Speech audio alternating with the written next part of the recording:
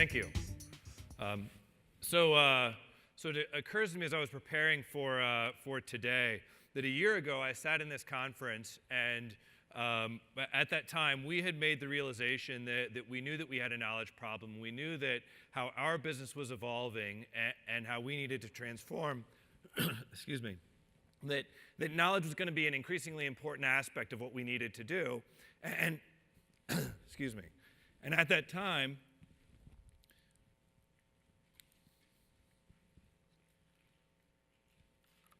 Excuse me. So at that time, we knew that knowledge was going to be an important component. We'd made a commitment to eGain, but we hadn't really started any work yet. And I'm actually excited as I look at some of the other presentations and what people have talked about today, because we're kind of on the very other end of the continuum of stuff that we've heard about already today. So we're a relatively small business. We're about $400 million. We're a SaaS business. And we have about 400 agents, so certainly much smaller.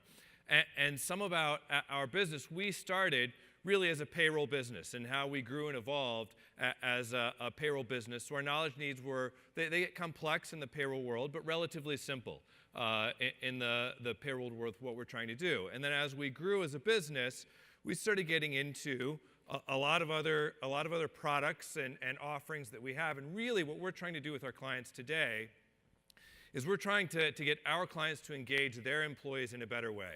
And so it starts with payroll, but there's a lot of processes and tools around human capital management, things like how they're doing time tracking and workforce management, all their core HR products, and all these various areas where businesses are interacting with their employees.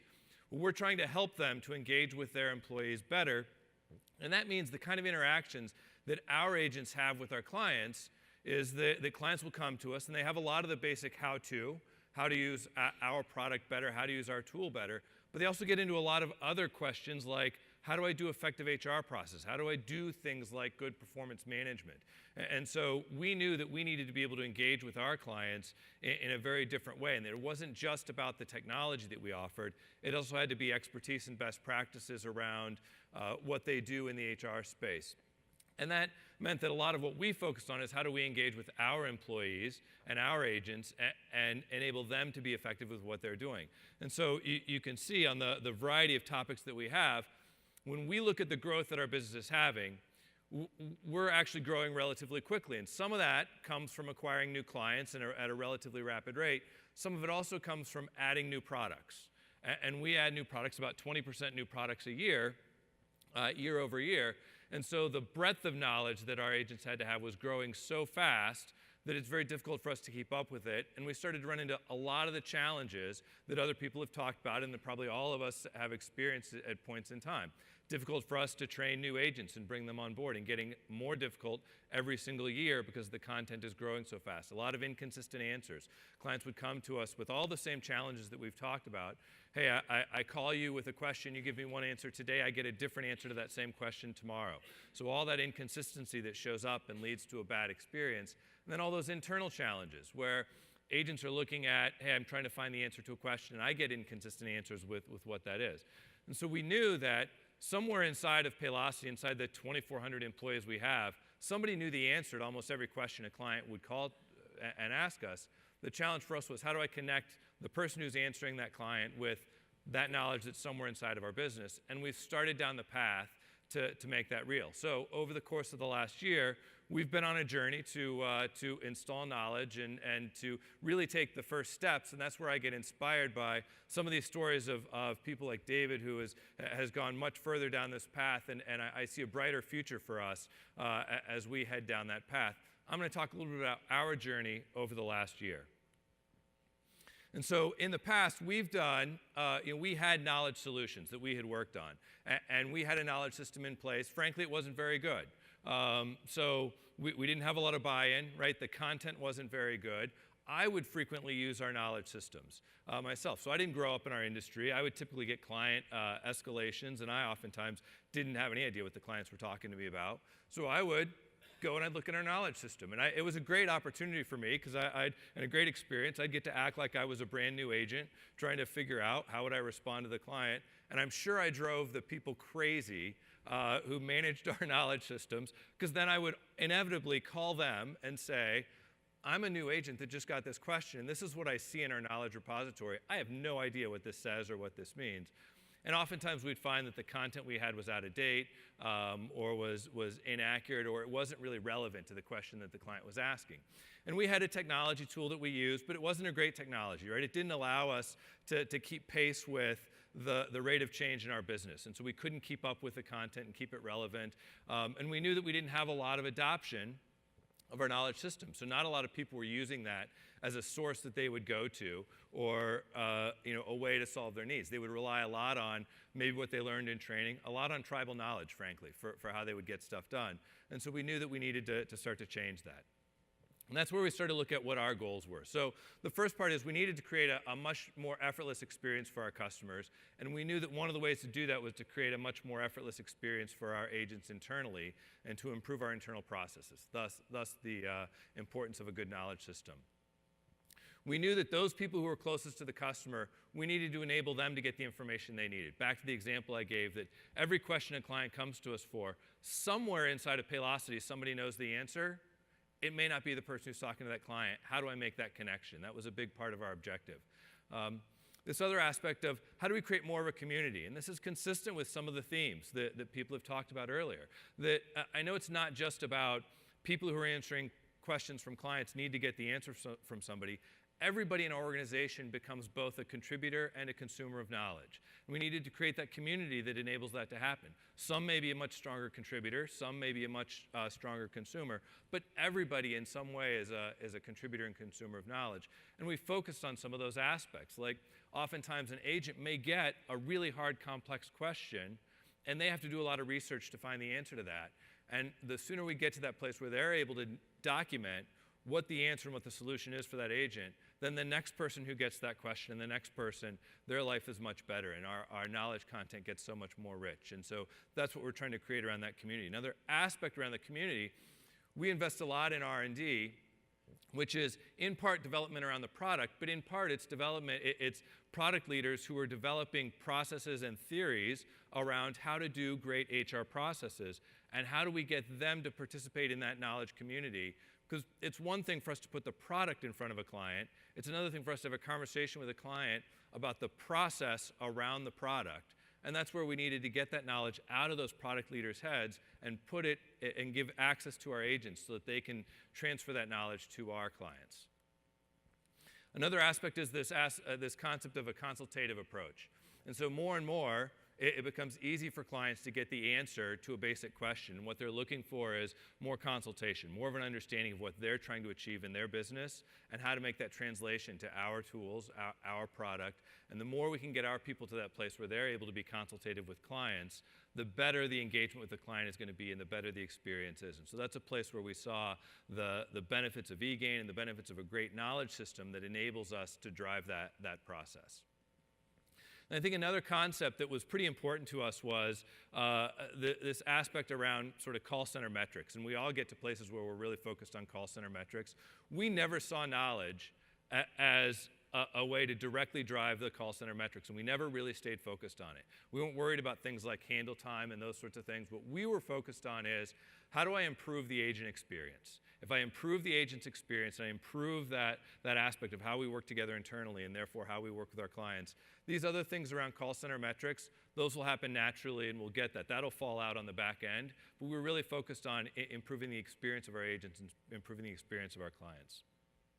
So kind of back to the timeline and where how we got to where we got to. So we did a pretty robust RFP process, and that's where we had selected eGain, and that was a little more than a year ago.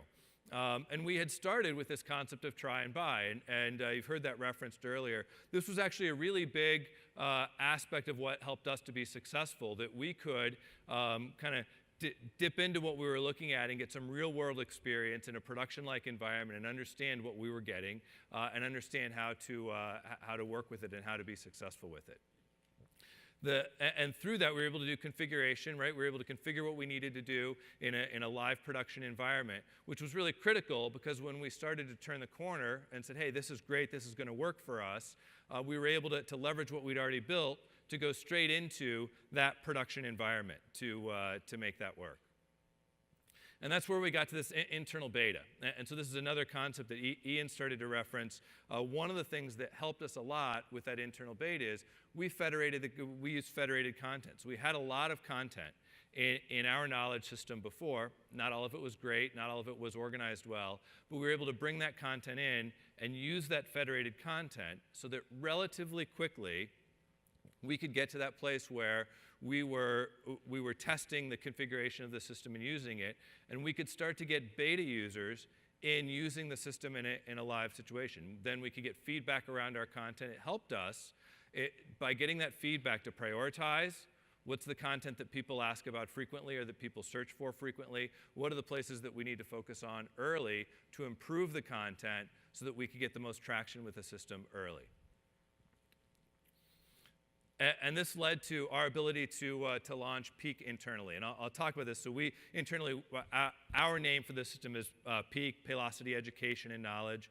I'm sure everybody has their name, right? Albert was the name that B&T had. So our name for it is Peak. I'll talk a little bit more about that. But one of the things that was good about this is by taking the process we took through the try and buy and working with the eGain team, we were able to get to launch of our knowledge system relatively quickly. When I think about the timing on that, right? Getting from, here we are today to March of having a new knowledge system that I'm able to roll out across my business was great to be able to do it that rapidly. One of the other aspects that really helped with this, the way we worked to try and buy, is by working with the eGain team. They were able to help us on a lot of the technological aspect. After we did the design, they could help us and lead us through the configuration of the system, which allowed my teams to spend a lot of time on concepts like change management and content and getting that aspect of it right, the parts that relate to my business that we know the best. And so this helped us to get to a place where we were able to launch relatively quickly. From this point, we had some amount of time where we were obviously using the system and had a ton of feedback and continuing to improve the system that we had. We started to turn our sights on how do we actually take this great thing that we built in our knowledge system and start to expose that to our clients. And I'd be honest with you, if I were standing here a year ago and started to think, boy, a year from now, I could take a knowledge system and have it exposed to my external clients, I would have thought I was crazy. Because I just don't think that we would have gotten to that place that quickly. I think there were an awful lot of things about how we were able to approach this, things like the federated data, things like how we could approach the try and buy concept and work our way through this, that got us to a place where we had a fair amount of confidence around our ability to now expose the content to our external clients. So we started a beta with a number of clients.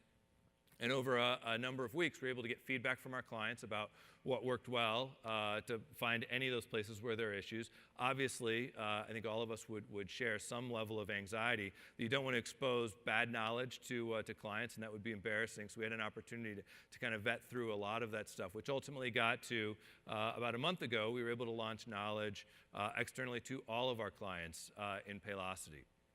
And so it's not perfect. We continue to get a lot of feedback from internal users and from clients externally about places where we can improve it and make it better. But it's been a huge step forward where a lot of the technology gains, like a better ability to search for content, a better ability to maintain content and update content that's in there, a better ability for people to author new content and put it into the system and make it available. All of those kinds of things have been really important to making this successful for us as we've launched and rolled it out to clients. And they've noticed and given us a lot of feedback. They'll actually use our self-help now inside of our product because it's powered by this instead of using what we had before where they would skip right past that. So we're starting to have clients get a lot more utility from that. So one of the things that I talk a lot about and that we spend a lot of time focusing on is the change management and how did we get people engaged and how did we change the way people thought about knowledge and made it more part of the business that they do. So one of the things we started with was people engagement and what are the things that we did to drive that. So a couple of things. One of the aspects is we created a beta team around this where a subset of people became users relatively early. And that was one of the benefits of doing the try and buy and having something in production early we could have a subset of people start to use the system, explore inside of it without having accountability and those sorts of things. I think another thing that was sort of interesting about how the team handled this, while we had a beta team that had access to the system, there were many others that found their way into the knowledge system because they would get the link from somebody, they'd call a friend, and all this stuff. We didn't work really hard to keep people from being in there, but it was interesting because it started to create some excitement. We started to get feedback from other places, and it actually insulated us a little bit because nobody would tell us that something really sucked in there because they weren't supposed to be in there anyway. So it was a great way that people would start to get exposed to it and start to get some excitement without as much risk that we can have, which gets to that point around generating excitement. Some of the other things that we did. So we did a naming contest. I think inside of about 3 weeks, we had something like 250 suggestions from across the organization of what to name the new knowledge community, which was all really just about trying to create excitement around it. And ultimately, we landed on Peak. We started to build incentives around using the system and giving feedback. So things like finding content that was bad content and telling us about it, right? And creating contests for people around that sort of stuff. And really engaging not a subset of people, but a broader group of people around making the content better and making it more usable. Things like looking at suggestion responses. And so places where people go searching for stuff and they don't get the right answer, we could incent people and do contests around that so that we could find those places where we don't return the right answers in the system and able to create a lot of excitement and improve the utility of the system so people are able to get to the answers they're looking for better. And while we did a lot that helped with that, we have much more to continue to do as the system continues to evolve, which all helps us get to instilling confidence. The more we're able to make those improvements in what you search for, now as people go in and as we start to expose this to a broader group of people, one of the things that I recognized was really important was people needed to have confidence that when I go in and I search for something, I find the answer. Because one of the worst things that can happen is if you go and you search for something, we've all had this experience, right? We all do self-help in other products, and you go in and you search for something, and you get some crap answer and something you can't make sense of. We'll all do it maybe once or twice, and then we never go back to self-help. Our agents have the same problem. When I expose it to clients, we have the same problem. So it's really important that we needed to have a good success rate that people could find what they were looking for, which helped with a lot of the change management. So people will continue to go back time and time again. And if they have a few failures early, then you lose them forever. Another aspect here is around accountability and ownership. And this is where we started to bring in some of the key teams around things like knowledge creation and the authoring. We would do things like we would take team leads from our service teams, and we'd rotate them into our knowledge teams and have them actually do some time working on some of the content and some of the knowledge topics that we had so that they would have accountability for the system and take ownership for what that is. We would have subject matter experts, and we would do some immersion inside of our knowledge processes so that they would start to own that, and really driving home with our service teams that they needed to take ownership for the knowledge as much as our knowledge teams or anybody else in the organization did, right? If it's not delivering the answers they're looking for, they needed to raise their hands and give us feedback and tell us those things and start to hold them accountable for that to drive that. And then connectivity, right? A lot of connecting with people and driving that across the organization. I think the last aspect here around leadership buy-in that's really important is people needed to see that it needed to be visible. And so, how I would talk about early on with our previous system, I would get escalations. I'd go in, I'd find stuff that doesn't work. Well, now I go in and I find stuff that does work, and the team's able to see who's in there and who's looking. I think one of the best examples where our organization saw leadership buy-in, within our organization, we do State of the Unions where our CEO, our leadership address the whole company really once a quarter. And about the time that we were starting to roll this out, there were questions that came to us, or that came to our CEO related to Peak and questions, specific questions. And he actually went and started to tell stories about how he actually went into to Peak and he did searching on questions that he had or questions that had come his way. And he could compare and contrast answers he would get when he was looking at the old system and answers that he would get when he was looking at the new system and how much better the new system is. And by virtue of him doing that, it became really powerful in the organization, that people start to see that and say, well, gosh, if Steve, our CEO, is up there, if he's using it and he's going in and looking at it, it must be good. It must be something that we should go do. And so this aspect of promoting it organization-wide was a significant step for us in driving that adoption and getting people to understand the value of this and getting a lot of pickup on this. And so I'm just going to bring all these up here. So on the left-hand side, you can see on a monthly basis the amount of usage that we get. And this is with an organization with about 400 agents. So the amount of usage that we get, when I compare this to our previous system that we had, these are all somewhere between 3 and 10 times more usage that we see on the left-hand side in terms of sessions. Articles viewed, I think we may have had something like 40,000 articles viewed a month with our previous system. So a lot of people are using it much more than they were before. The number of suggestions submitted and articles that we're creating now is almost 10 times. We didn't create hardly any articles before, and now many more people are involved in the process of creating articles and inspiring the teams to create and publish articles that end up being a part of this. The best part of all of this is when I look at the right-hand side of this and we talk about the voice of the employee. Because remember, go back, some of the objectives, one of the most important objectives for us was to make the agent's life easier, to make it easier for them to get at what they needed to get to. So, our agents would tell us, hey, I have a much higher level of confidence that the answer I get out of our knowledge system is actually the right answer. And now I can convey that confidence to my client, right? And the client feels that in how they're interacting with us, right? It's much easier for me to find the correct answer. It used to be I'd have to search and I'd have to do a lot of work to find the right answer. 35% improvement in what it takes for me to find the right answer inside of our system.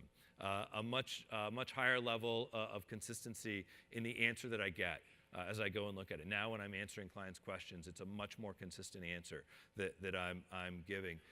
And then, of course, the thing that starts to translate now into call center KPI improvements, things like time to answer, right? Now I need less time on the phone with my client, which is actually great because that allows us to turn that time. We don't necessarily pull that time out and expect quicker calls. It lets us turn that time into less time searching, less time on administrative stuff, and more time talking to our clients and consulting our clients and helping them to be more effective with what they're trying to drive and what they're trying to achieve. So in summary, a handful of things that we touched on. So we know that peak is certainly a foundation for us. A couple of aspects, the goals, right? We focused a lot on the experience, right? We knew the metrics would follow, focused a lot on the experience for agents, on the experience for clients. Try and buy was really important for us, right? Easy to transition to production, a great way for us to get started, a great way for us to envision scale, a great way for us to start to build towards the scale that we needed. I think change management was one of the most important things that we needed to do. So a big aspect of committing to what we were doing, an opportunity to think creatively about how we do that change management and to engage people in a lot of creative ways, and a lot of time talking about why we're doing what we're doing, how our business is evolving, not just where it is today, but what it's going to be 2 years and 3 years from now as we continue to grow, and how important this is, and what this does for us, for our ability to change the jobs of our agents. So no longer are we training our agents on how to, what the local tax codes are in some county in Pennsylvania. We're actually able to train them on concepts of tax codes and then go find those details in a knowledge system, which is a big change to what people's jobs are, and so educating people on that aspect of why. And then this aspect of continuing to evolve, right? That we know that it's not a one-time thing, that we have to continue to evolve and assess what we've done and get a lot of learnings from the things that we've done, and then continue to evolve to meet the business needs that are changing. And so some of the things that we start to look at that we've gotten into, things like dynamic guidance and looking at the capabilities on APIs, which allow us to start to make the system smarter and to harness more of the consultative concepts that we're trying to drive within our team, are things that we expect in our future. We've started to enable some of that, and we expect a lot more of that as we start to build more towards our version of the world that David described and other people have described today. Thank you.